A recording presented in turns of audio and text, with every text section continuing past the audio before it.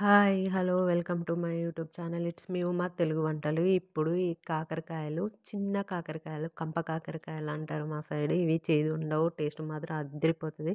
చాలా ఈజీ పద్ధతిలో ఎలా చేయాలో చూద్దాము. ఫ్రై చాలా ఈజీ.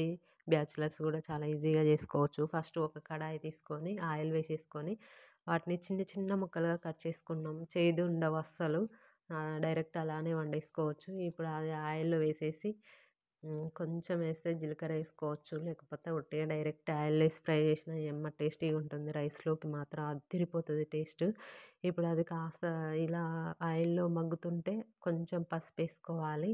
ఇంకా ఏం లేదు, దీన్ని కలుపుకుంటూ ఒక్కొక్కటి యాడ్ చేసుకోవడమే. చాలా ఈజీగా అయిపోతుంది. ఇప్పుడు ఒక టేస్ట్కి సరిపడా సాల్ట్ వేసేసుకొని ఇలా దోరగా వేయించుకోవాలి. ఇప్పుడు ఇలా వేయించుకున్నాక ఇప్పుడు టీ స్పూన్ అంత కారం కానీ, ఇంకా మీరు ఎక్కువ తింటే ఇంకా ఎక్కువ కారం కూడా వేసుకోవచ్చు. ఇది మాత్రం కారం ఉండదు కదా, అస్సలు కారం ఉండదు. తీయ కారం ఇది. మళ్ళీ దాంట్లో టేస్ట్కి సరిపడా సాల్ట్ వేసుకోవాలి. ఇలా సాల్ట్ వేసుకున్నాక దీన్ని డీప్ ఫ్రై చేసుకొని అవసరమైతే దీంట్లో ధనియా పౌడర్ వేసుకోవచ్చు. వేసుకోకున్నా ఏం పర్వాలేదు. ఇప్పుడు వేడివేడిగా కాకరకాయ కర్రీ రెడీ. ఇంతే, simple, easy.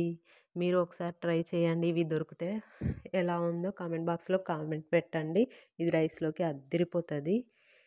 Please please subscribe my channel. Subscribe, like and share. Thank you for watching.